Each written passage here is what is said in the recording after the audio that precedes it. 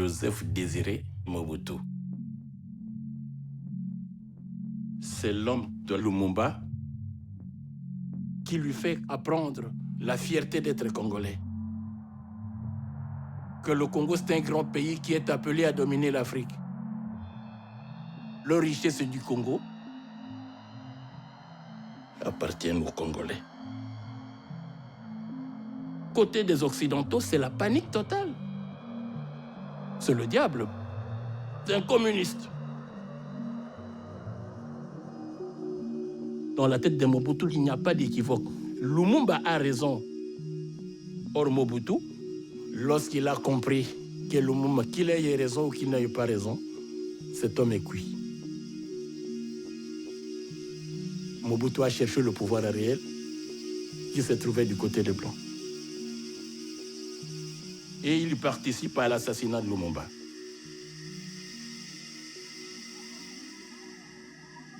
Mais Mobutu est quand même le produit de Lumumba, politiquement. Mobutu va commencer à construire ses cultes autour de ce thème. On a tué Lumumba injustement.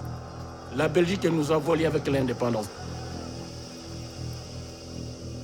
C'est là que l'homme va révéler ses capacités. Pour perpétuer l'exploitation de l'homme noir par l'homme blanc, les colonisateurs se mirent à liquider systématiquement les traditions africaines, les langues africaines, la culture africaine.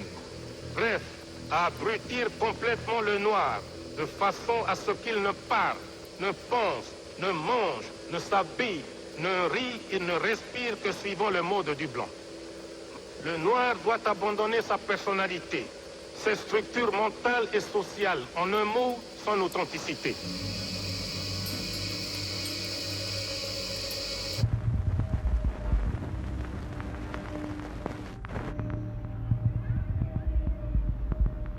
Après l'assassinat de Lumumba, le principal but pour l'Occident, belge et américain, c'est comment conserver le Congo, comment garder un pouvoir au Congo. Lorsque Lumumba est tué, on a cru qu'on résolvait le problème congolais, mais avec la mort de Lumumba, c'est comme si on l'a aggravé.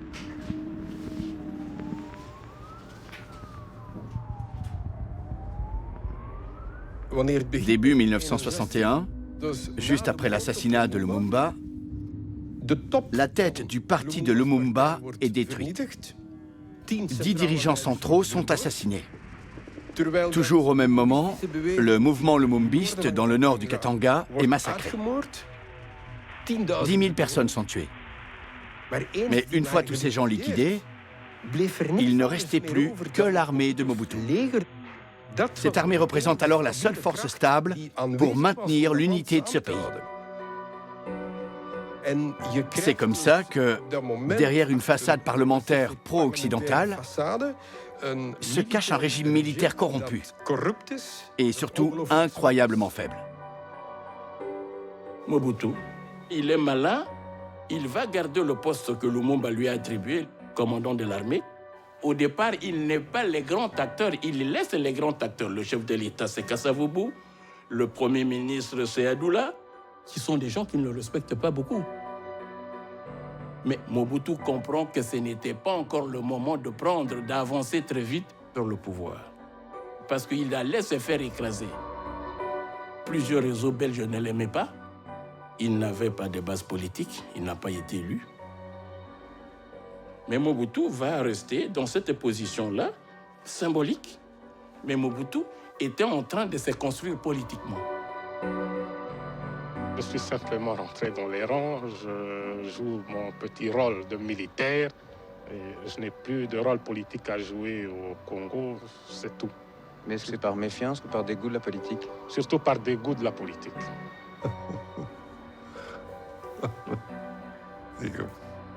C'est un homme rusé, hein?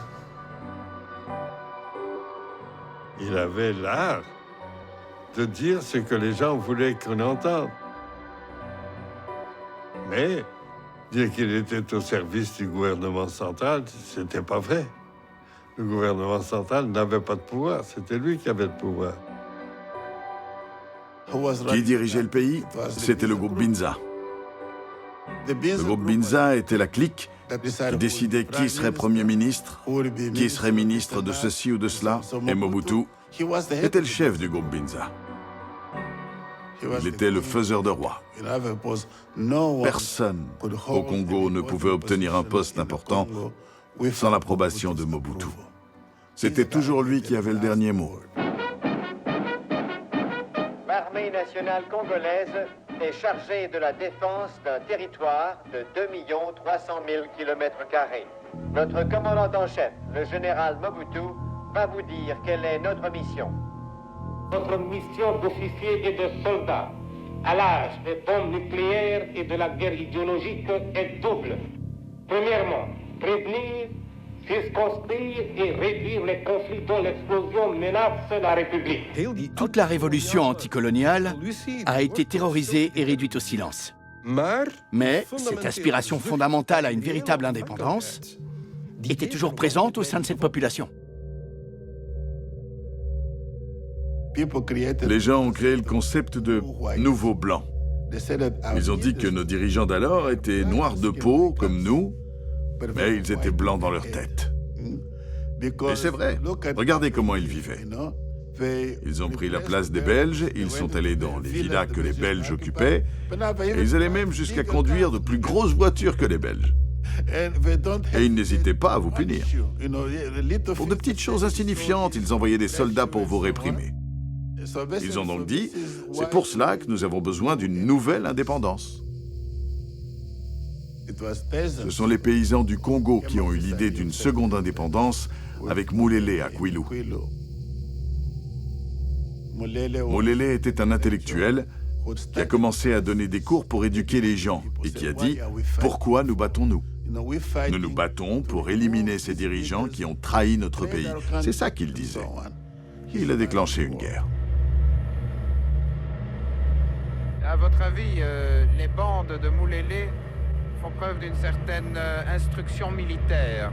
Leur maître, je vise ici M. Moulélé, a été apprendre à Pékin et à Moscou, où il faut tout détruire, méconnaissance totale de toute autorité, de l'ANC qui est considérée par les moulélistes comme une armée des impérialistes.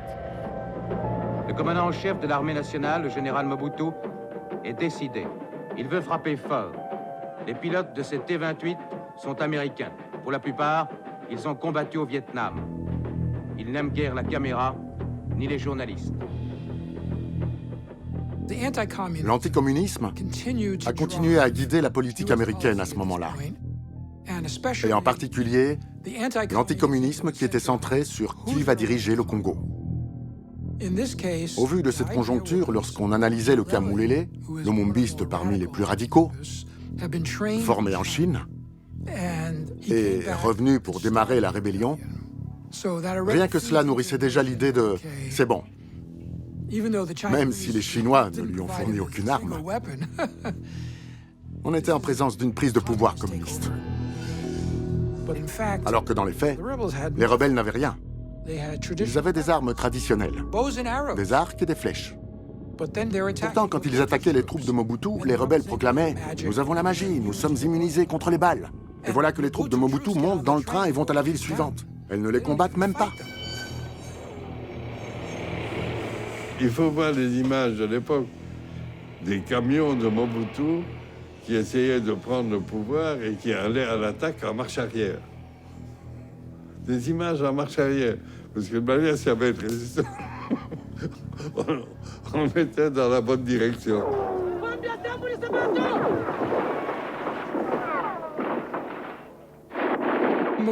Mobutu est un personnage intéressant. Il est très critiqué par les responsables américains pour son manque de connaissances ou de prouesses militaires, alors que d'un autre côté, il est allé en Israël, il a appris à sauter d'un avion, et il pilote son propre C-130. Il a certes acquis des connaissances militaires, mais en tant que chef militaire, il est un véritable désastre. Les États-Unis et la Belgique s'inquiètent profondément à l'idée que la situation puisse dégénérer. Mobutu a besoin d'une aide urgente. Ainsi, Belges et Américains se sont donc rencontrés pour élaborer un programme commun. Cela aboutira à l'une des principales opérations paramilitaires de la CIA au Congo. Cette opération, approuvée par le président, a été planifiée au plus haut niveau. Du côté américain, elle a été menée par la CIA en raison de son caractère secret. L'administration a toujours craint que les gens ne se demandent « Que faisons-nous en Afrique ?» C'est la raison pour laquelle les avions étaient pilotés par des Cubains plutôt que par des Américains. Mobutu et les forces publiques congolaises vont être aidées par un peu tout le monde. Les Américains vont les aider, les Israéliens vont les aider. Mais les seuls qui sont capables de fournir du personnel et pas simplement de l'argent, c'est les Belges. On met en place l'opération Omegang, qui va réunir dans les 10 000 soldats.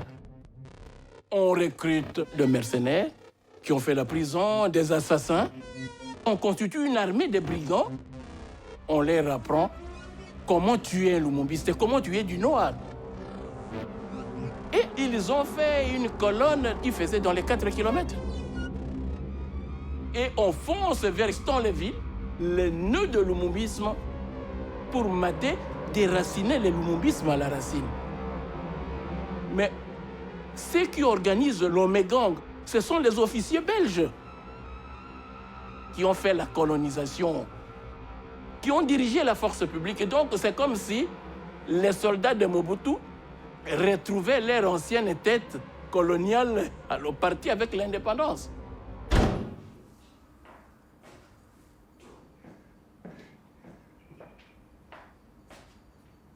Je ne sais pas si vous vous rendez compte que 3 années après l'indépendance, presque 2 tiers du Congo est sous obédience de lumumbistes. Donc, c'est une opération de reconquête par les pays occidentaux, à une époque où tous ces pays sont indépendants. Il faut se remettre dans l'époque, toute opération était bien vue des Occidentaux et mal vue par le reste du monde. On est, nous, contre l'URSS, la guerre froide, tout ça. On est de bon côté. Voilà. Moi, je suis là.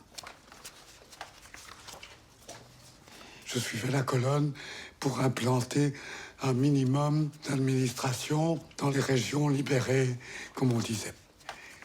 Quel rôle a joué Mobutu dans toute l'opération? Mobutu, écoutez, sur papier, c'est lui qui est chef d'état-major. Pratiquement non. Mobutu n'intervient absolument pas dans toute cette affaire. Vous savez, il n'a rien à dire, il n'a aucun pouvoir. Ah bon? Ah oui, c'est comme ça. Mobutu n'était pas dans la colonne de l'Omegang.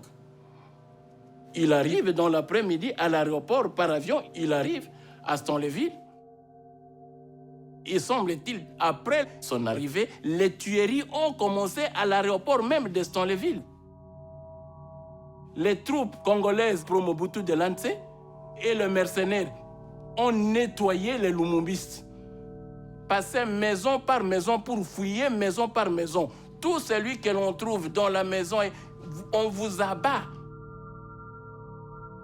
Je me souviens encore du titre en grosses lettres de la première page du New York Times. 70 Blancs tués au Congo. Puis à la fin de l'article, il était écrit « Et environ 1000 Congolais auraient été tués ». Oui. 1000 Congolais sont moins importants que 70 Blancs. L'opération sur Stanleyville n'était pas une opération militaire. Il ne s'agissait pas d'aider l'armée nationale congolaise. Il ne s'agissait pas de conquérir un territoire quelconque, ni de le garder. Il s'agissait de sauver 1500 étrangers dont la vie était en péril. Oh, je ne veux éviter aucune des difficultés. C'est vrai, il y a des intérêts économiques belges au Congo.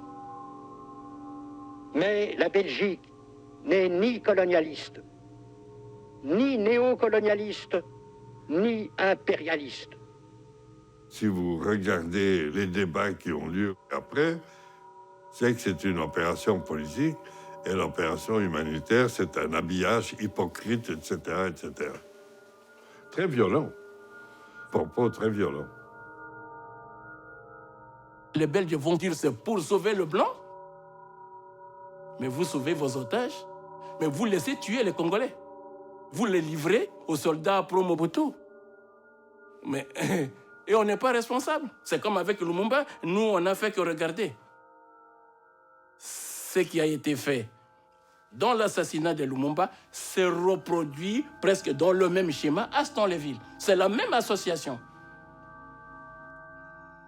En réalité, le but était continuer à vouloir contrôler cette indépendance concédée sans le vouloir.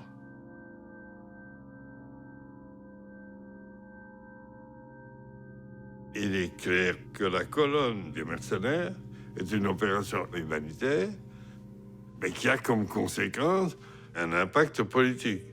Donc c'est ambigu. Mais vous essayez de dire que l'objectif exclusif était pour nous un objectif de protection des intérêts économiques. Et mon désaccord profond avec vous, c'est sur l'adjectif exclusif. Lieutenant général Joseph Mobutu. Dès que le Congo est pacifié, le rôle de Mobutu va évoluer. Nous espérons que Mobutu, pendant tout cela, a appris son métier de militaire et qu'il est capable de reprendre en main l'armée. Et c'est après que son rôle va devenir fondamental et aboutir à son deuxième coup d'État.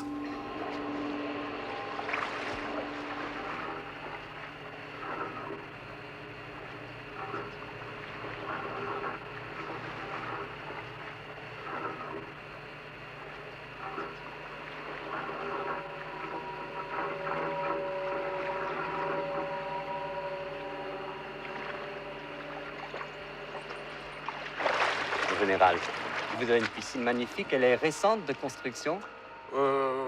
Elle est terminée il y a 1 mois et demi. Et vous arrivez complètement à vous détendre chez vous malgré vos charges? De temps en temps, de temps en temps. Surtout pour jouer ici avec ma fille qui adore nager.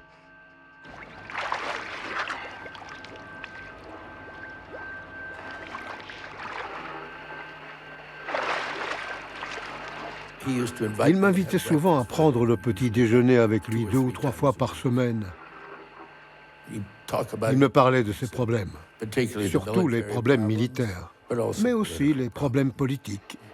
Et pendant la période qui a précédé le coup d'État, vous avez eu la moindre intuition de ce qu'il préméditait? J'ai eu des doutes, mais je n'ai eu aucun indice permettant de m'alerter. Je veux dire, bien sûr, j'ai découvert qu'il lisait des livres sur le pouvoir politique, comme Le Prince.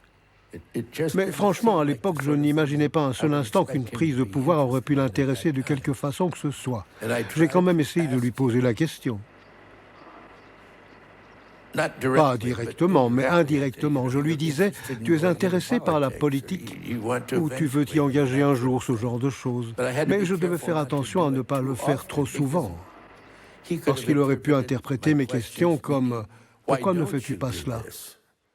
Et ce n'était certainement pas la politique américaine. Est-ce que la situation de septembre 60, la neutralisation des leaders politiques par l'armée, pourrait se reproduire? Je ne crois pas. Ça, c'est du passé. En 1965, on assiste à un grand conflit entre le Premier ministre et le Président. Au sein des dirigeants américains, l'inquiétude grandit.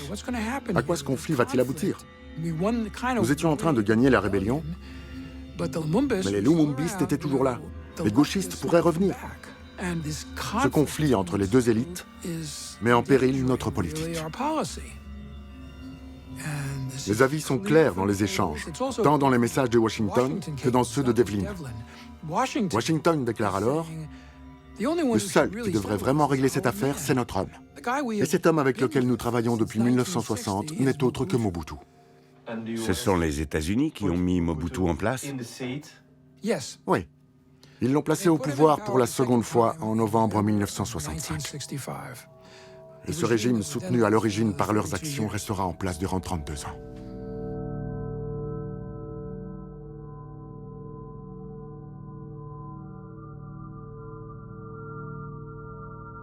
Le coup d'État de Mobutu était en réalité un coup du palais. Il a mis Kasavubu dans une voiture et l'a ramené dans sa région d'origine, au Bas-Congo. Et c'était terminé. Au revoir. Il n'y a eu aucun conflit. D'autant plus que tant les Américains que les Belges, et SPAC en particulier, avaient insisté pour que Mobutu agisse sans pour autant préciser exactement ce qu'ils attendaient de lui. Les richesses du Congo sont si colossales, si fabuleuses, qu'il fallait donc un sous-traitant qui aurait certes sa part du butin, mais dont la priorité serait de veiller à ce que ce flux de matières premières vers le cœur de l'économie mondiale ne s'interrompe jamais. Vous rétablirez rapidement la paix sur tout le territoire? C'est la tâche à laquelle nous allons être attelés. Et vous aurez les mains plus libres que du temps des politiques? Mais bien sûr, j'ai toute mon armée avec moi. Tout est maintenant entre les mains, n'est-ce pas, du général Mobutu et de l'armée nationale. Le ministère des Affaires étrangères à Bruxelles a immédiatement remercié Mobutu, mais a également déclaré « Nous ne serons pas les premiers à reconnaître votre régime, car cela compromettrait un peu votre position. Cela dit, nous enverrons immédiatement d'Avignon pour voir ce dont vous avez besoin. » Le coup d'État de Mobutu, est-ce que c'est un soulagement? Oui. Le pays n'est pas dirigé, l'argent sort par les portes et par les fenêtres. Et Mobutu est une des personnes auxquelles la Belgique a mis le pied à l'étrier. Et donc, on va enfin pouvoir parler des choses importantes. Est-ce que ça va marcher ou non? On n'en sait rien. J'ai soudain réalisé que c'était fait, il était président. Jusqu'alors, nous avions toujours eu l'habitude de nous tutoyer lorsque nous parlions français. Mais à partir de ce jour, je ne lui parlerai plus qu'en utilisant le « vous » et en disant « Monsieur le Président ». Parmi ses amis, ceux qui ont continué à le tutoyer n'ont pas longtemps conservé ce privilège. Il était très catégorique. Une fois devenu président, il exigeait d'être traité uniquement comme tel.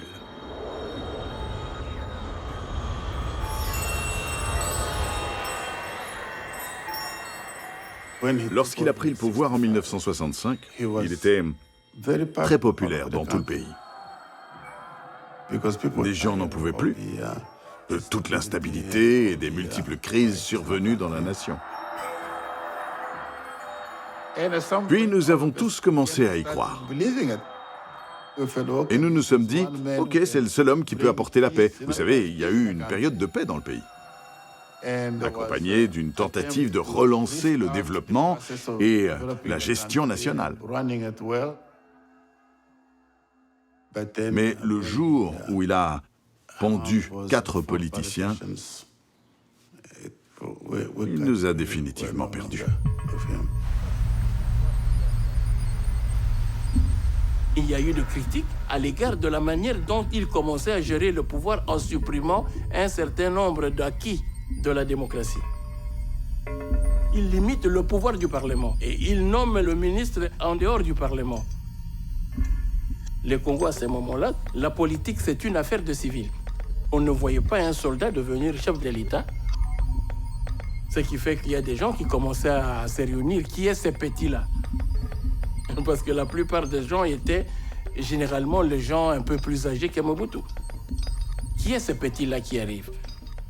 Or, Mobutu, à son habitude et dans sa formation, il sent l'odeur, il a toujours été méfiant. Et Mobutu a mis des gens pour savoir qui l'aime et qui ne l'aime pas. Et lorsqu'il apprend que ces gens-là ne voulaient pas de Mobutu, il fallait qu'on l'écarte. Il invente un coup d'État contre lui.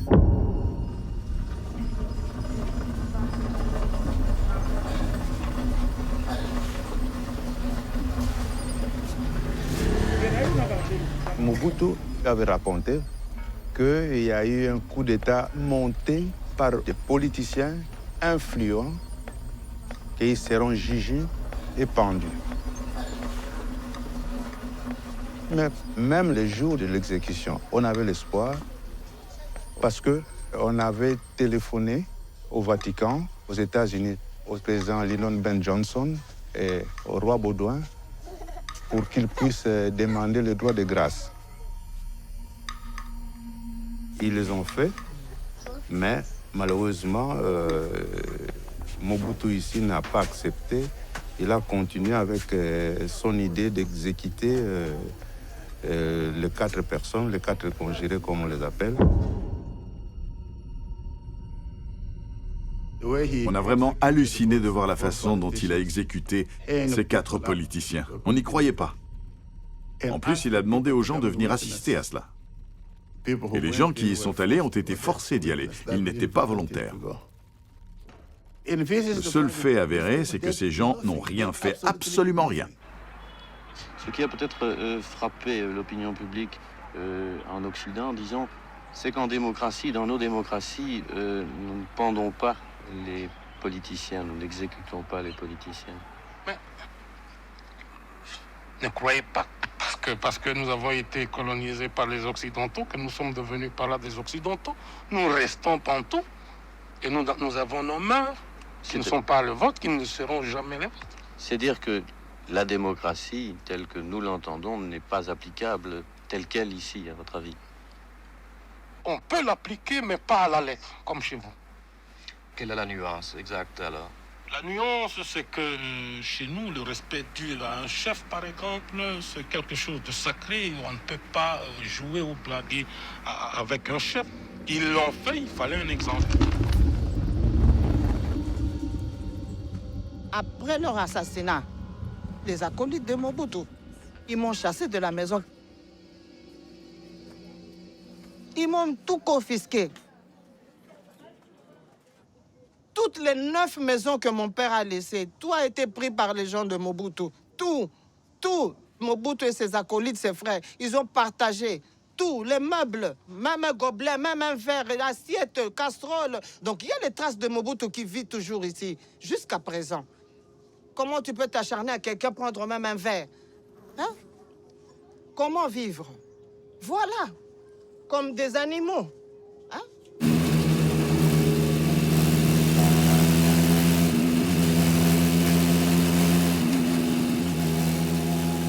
Beaucoup de chefs dans le monde règnent dans un climat de peur. Et il voulait donner un signal très fort au début de son règne qu'on ne touche pas à mon pouvoir. Voilà. On ne touche pas à mon pouvoir et celui qui ose toucher à mon pouvoir, voilà ce qui va lui arriver. Il a posé un acte, un acte, disons, qu'on peut désapprouver, un acte criminel, mais c'est pas parce que Mobutu a posé cet acte qu'il ne mérite aucun pardon. Est-ce qu'on devait pardonner à Mobutu cet acte qu'il a posé? Eh bien, moi, je dirais oui. Oui. Je suis arrivé en poste au Congo peu après que ces hommes ont été pendus. Nous avons constaté que la population était choquée. Cependant, il n'y avait aucun différend diplomatique entre nous et Mobutu, ça non. Pourquoi cela? Eh bien, nous avons juste pensé que les États-Unis avaient d'autres préoccupations que cette histoire. C'était une question de droits de l'homme, mais nous avions aussi d'autres intérêts à surveiller, comme les minerais. Finalement, c'est un peu le monde entier qui a suivi son jeu. Mobutu tue, l'Occident qui a condamné et autres là. 2 jours après, radio, télévision, on n'en parle plus. Ce sujet n'est plus à l'ordre du jour. Mais ici, ce qui est intéressant à signaler, ces gens-là que Mobutu tue, ces gens-là qui étaient pro-occidentaux. Donc, réduire Mobutu à un simple dictateur à qui on a donné le pouvoir, il y a quelque chose qui ne fonctionne pas. Quelqu'un à qui l'on donne doit se soumettre lui aussi à ce maître qui lui ont donné le pouvoir. Mais apparemment, Mobutu échappe en partie aux maîtres qui lui ont donné le pouvoir.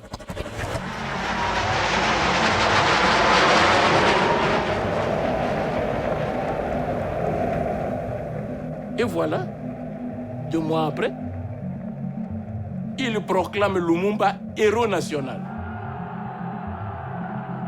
Et il ajoute première victime de l'impérialisme néocolonialiste. Mobutu, qui, américain et belge, le place au pouvoir. Mais quand il est avec les Occidentaux, c'est lui qui a tué Lumumba. Mais avec les Congolais, Mobutu se prévalait d'être lumumbiste. Parce qu'il a compris que l'image de ce personnage était dominante dans le Congo, malgré sa mort. Comment récupérer cette image à sa faveur? Donc, dans lui, il y a à la fois la néocolonisation et la décolonisation. Il a compris à la fois la manière dont l'Occident fonctionne et il a compris le Congolais. Et Mobutu va déboulonner tous les monuments coloniaux. C'est la foule, c'est l'armée. Ce sont des pierres par des bâtons, c'est comme une deuxième indépendance. Au Congo Zaïre de Mobutu, tout a été aboli. Jetez-moi ça. Il a décidé de montrer qu'il était anticolonialiste. Il a organisé une manifestation devant l'ambassade de Belgique. Cette manifestation a bien eu lieu, mais les manifestants se sont emballés et ont commencé à brûler des voitures, à briser des vitres, ce genre de choses, voyez-vous. De là où ils se trouvaient, les manifestants pouvaient voir l'ambassade américaine. C'est alors qu'ils se sont dit « Oh, maintenant c'est au tour de l'ambassade américaine !» J'étais dans mon bureau, dans le bureau du chargé d'affaires. Et je les regardais se diriger vers l'ambassade américaine. Il n'y avait qu'une courte distance à parcourir. Et pendant que je regardais à la fenêtre, une pierre est venue la briser. Et j'ai été couvert d'éclats de verre. C'est là que je me suis dit, c'est grave. J'ai donc appelé Mobutu. Et je lui ai dit, écoutez, vous devez faire quelque chose. Ils vont entrer par la force et détruire notre ambassade. Il a répondu, d'accord, j'arrive tout de suite. Et quelques minutes plus tard, il est arrivé et leur a fait signe, allez, partez, partez maintenant. Mais ce qui comptait le plus à ses yeux, c'était de prouver aux Congolais qu'il était un véritable anticolonialiste. Mission accomplie.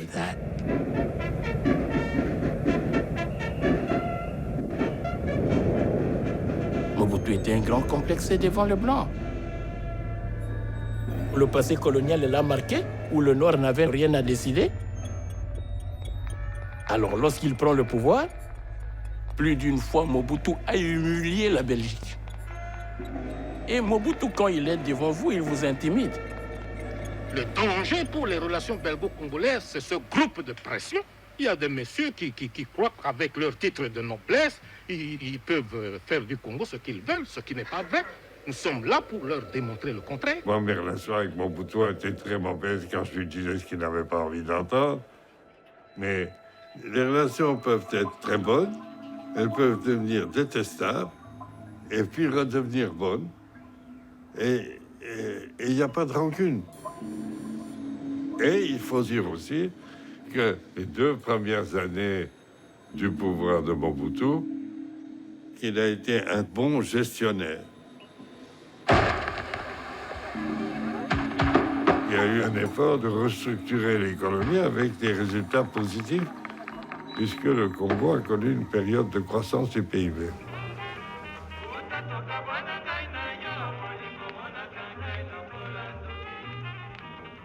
L'économie était florissante. Ça a été dû en grande partie au fait que la guerre du Vietnam nécessitait beaucoup de notre cuivre et de notre cobalt. Et comme il s'agissait de nos principales exportations, nous gagnions beaucoup d'argent. Un Zaïre congolais valait $2 américains lorsque je résidais encore au Congo.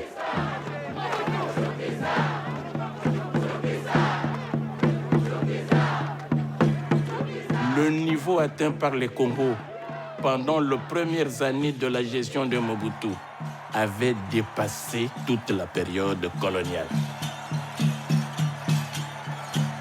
Mobutu était devenu un grand homme politique africain.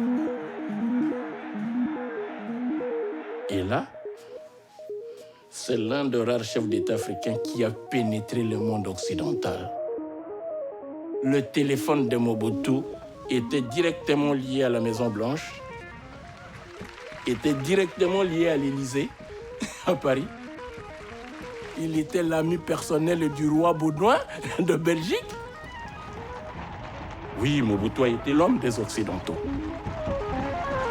Mais au même moment, Mobutu, il est allé en Chine. Il a eu des relations avec Mao, avec le pays socialiste. Ceausescu avec la Roumanie, en pleine guerre froide.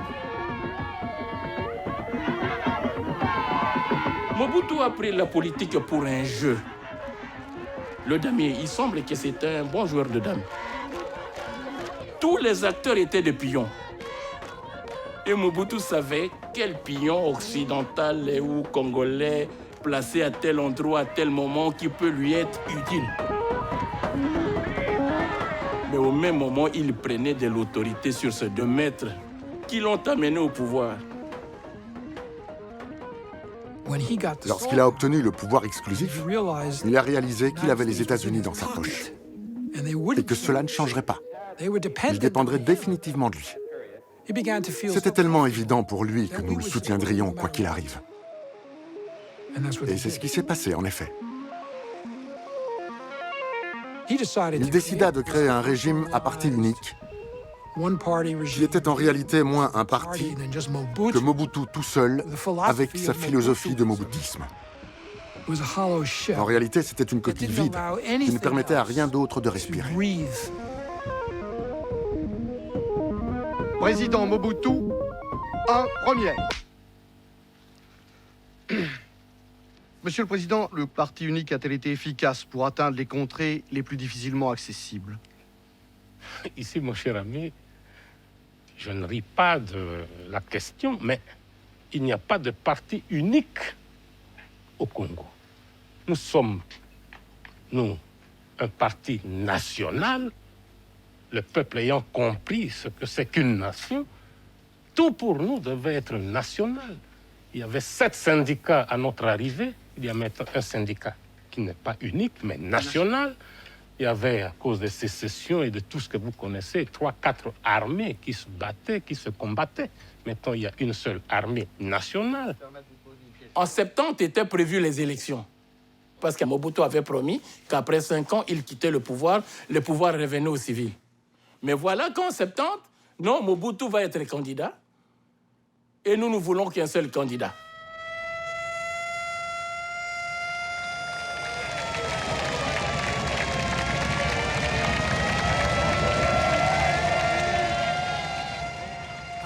J'étais présent au moment de l'élection, et si vous aviez voté vert, vous aviez voté pour lui. Si vous aviez voté rouge, vous aviez voté contre lui.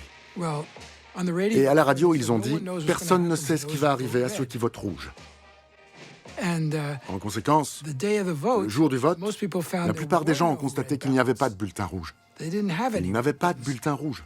Et lorsqu'ils ont annoncé les résultats du vote, ils ont fait un discours disant que 15 millions de personnes avaient voté pour Mobutu et 157 étudiants de l'université de Lovanium contre lui. Personne dans le pays n'a donc voté contre lui, à l'exception de 157 étudiants de Kinshasa.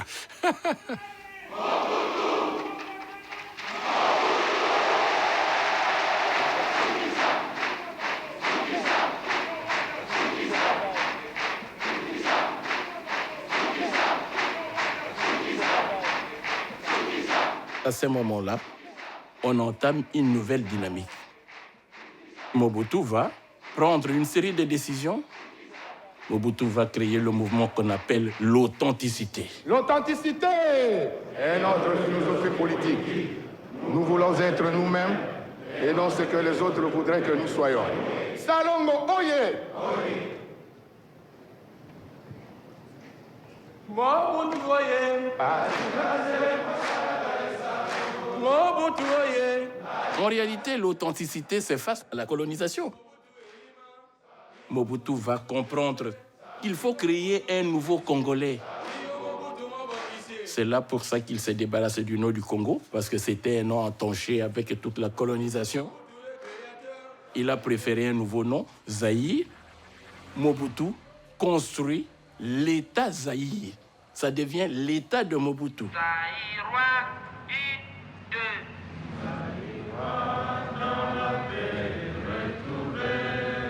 Et Mobutu va dire, je ne comprends pas pourquoi je dois m'appeler Joseph Désiré Mobutu.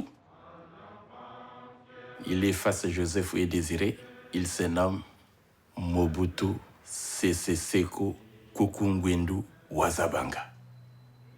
Dans Sese Seko, c'est l'Éternel qui ne partira pas.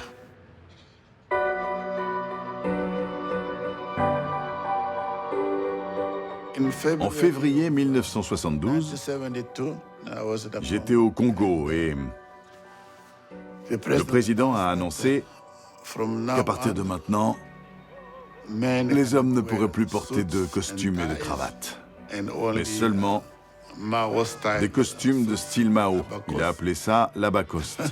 Et les femmes ne pouvaient plus porter de robes européennes et ne pouvaient plus porter de pantalons. Seulement des vêtements africains. Il annonça également que nous devions avoir notre propre système de noms, ce qui nous obligeait à abandonner les noms dits occidentaux, les noms chrétiens. Plus de Georges, de François, de Marie-Jeanne, etc. Seulement des noms congolais. Ce fut une véritable révolution. J'ai vu à ce moment-là tout le pays changer. Croyez-vous vraiment que ce serait intelligent, pensable de la part d'une jeune fille de mon pays de porter le prénom de Chantal, de Marie-France, de Marie-Flore? Ça veut dire quoi? Non chrétiens, ça veut dire des noms des héros de la civilisation occidentale, de la religion chrétienne. Hein? Ce n'est pas un péché de le dire, hein? Qui est une religion d'importation. Hein? L'Église était un bras de la colonisation. Les missionnaires ont participé à la destruction de la culture locale. Pourquoi tous les saints sont tous blancs? Il n'y a pas de raison qu'ils soient tous blancs. Lorsque Mobutu parle de décoloniser Dieu, ça veut dire qu'il faut sortir Dieu des catégories du colon. Nos ancêtres n'étaient pas considérés comme des hommes, ni même comme des êtres qui ont l'intelligence et les sentiments, mais comme des amas de muscles à qui on demandait des efforts mécaniques, comme on en demande au cheval, au buffle, à l'âne ou au bœuf.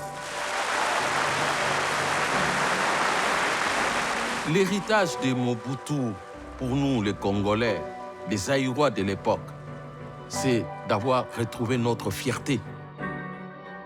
Nous nous affirmions comme des Zaïrois, comme des Congolais. Hein? On était fiers de l'être, on le montrait. Mais ce n'est pas rien, mon cher Avi. Hein? Lorsqu'on a vécu des années, des siècles de colonisation, où on nous a nié notre personnalité, notre identité, ce n'est pas rien, c'est une conquête.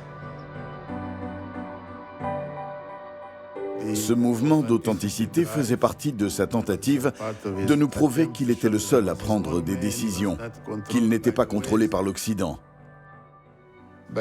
Et tout cela a explosé comme une poudrière.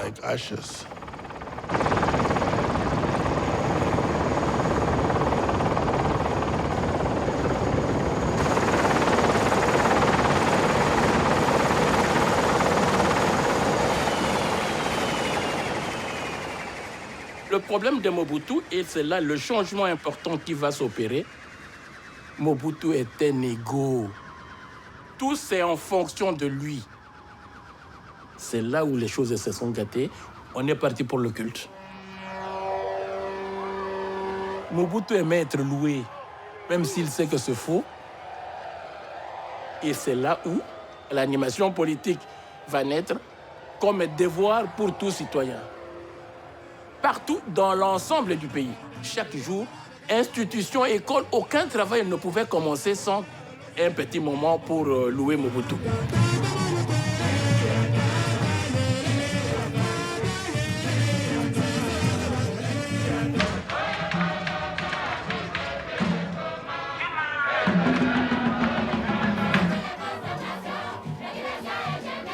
Au même moment, l'individu ayant pris goût, Mobutu voyageait beaucoup dans le pays.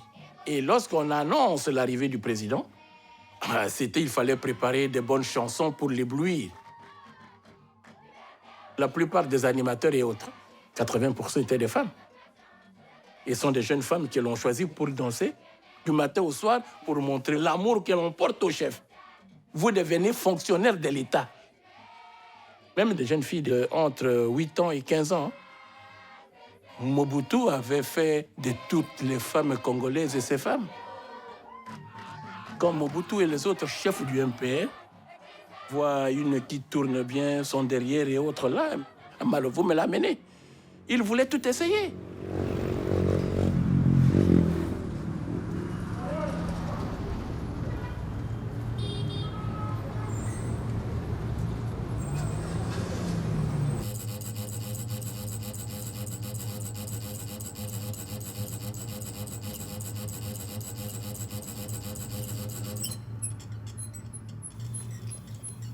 Quand vous étiez animatrice, on vous enseignait des chansons? Oui. Vous en connaissez toujours? Oui, je me souviens de certaines. Vous voulez que j'en chante une?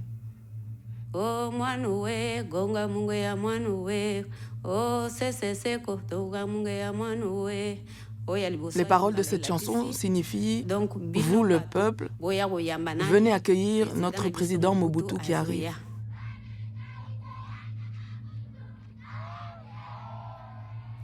Je me souviens qu'à l'école, en première année de secondaire, les chefs du MPR sont subitement venus nous chercher. On était 2 filles et 2 garçons. Ils nous ont éloignés de notre village et nous ont mis à l'écart.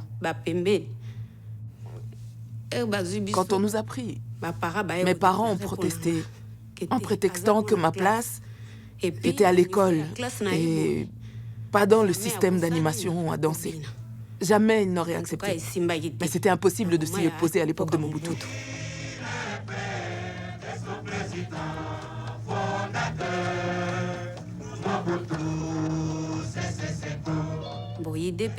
Jamais je n'aurais imaginé que tout ça était un prétexte pour s'amuser avec nous. Si pendant la journée, tu avais la malchance d'être choisi par un chef, tu devais passer la nuit avec lui. C'était comme si nous étions devenus des esclaves. J'ai fini par tomber enceinte. Mais je n'ai jamais su qui était le père. J'ai perdu un enfant pour une raison que j'ignore et ça m'a valu des insultes. Les jeunes dans le groupe des enfants ont commencé à insulter ma fille. Ta maman là, c'est qu'une pute. Quoi? Qu'est-ce que tu vas dire? Tu veux dire quelque chose? Ma fille ne l'a pas supporté. Ça l'a beaucoup chagrinée. Et elle a fini par les insulter à son tour. Mon enfant est morte parce qu'ils l'ont frappée au ventre. Elle a eu une hémorragie. Je n'avais pas les moyens de l'emmener à l'hôpital. Je ne m'en suis jamais remise. Ça m'a vraiment traumatisée. Quand mon petit frère est venu au village, il a essayé de me convaincre de témoigner, mais je ne voulais pas. Parce que j'étais toujours sous le choc. Il m'a dit que je devais le faire, qu'on m'avait demandé à moi de révéler la vérité pour que tout le monde sache comment Mobutu nous avait maltraités. Un chef qui se sent aimé, et vous voyez ce plaisir de se savoir aimé par son peuple, ça fait plaisir. On se tuerait pour ce peuple. C'est mon juge, le seul juge qui je dois rendre des comptes, c'est mon peuple.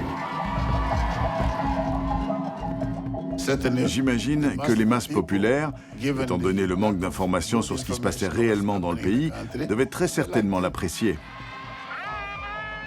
Et bien entendu qu'il a mobilisé les masses, mais la plupart de ces meetings nous étaient imposés. Nous étions obligés de défiler en son honneur et de porter des vêtements à son effigie. Mais pendant ces défilés, nous l'insultions et nous nous moquions de lui.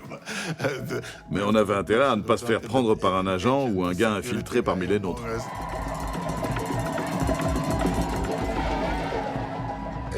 Par la suite, Mobutu a voulu se placer au même niveau que le Christ. Et il a décrété que son portrait devait être affiché partout dans le pays. Cette campagne d'affichage a été exagérée au point que les gens remplaçaient les représentations de Jésus-Christ par celles de Mobutu dans les hôpitaux.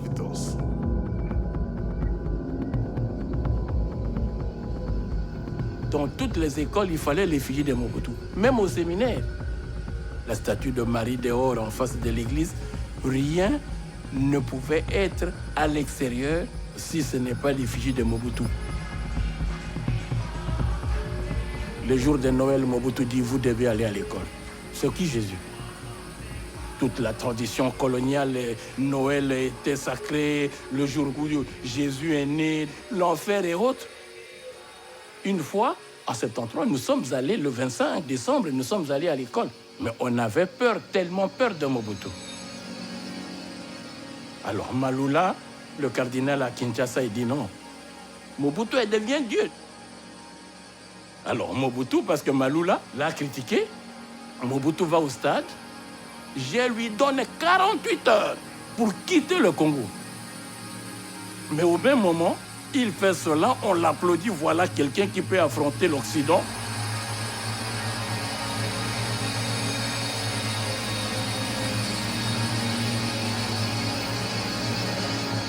Il a cru à cette image et qu'il n'était plus un homme. D'où l'image que lui, il sort du ciel. C'est le vide, c'est Dieu le Père qui l'a créé, qui l'a envoyé. On l'a envoyé du ciel, il tombe, il y ramène le bonheur.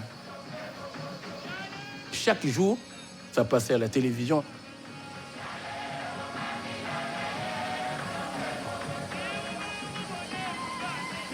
On nous a appris qui est notre Dieu, Mobutu. Zambe Nabiso Nani, Mobutu. Nous devons répondre Mobutu. On lui a donné au départ 5 ans. On lui a ajouté 7 ans. Pour terminer, 100 ans. Libela na libela pour toujours.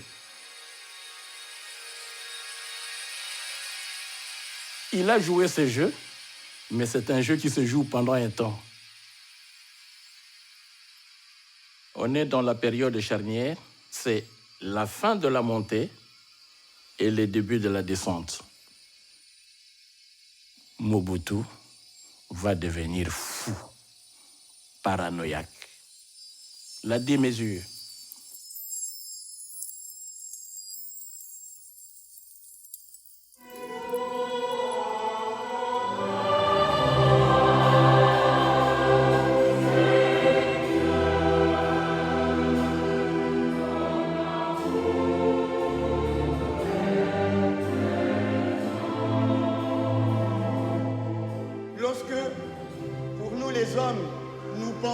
Qu'il faut pardonner une fois, à la limite 2 fois, 3 fois, Jésus lui dit, pardonnez toujours et pardonnez tout.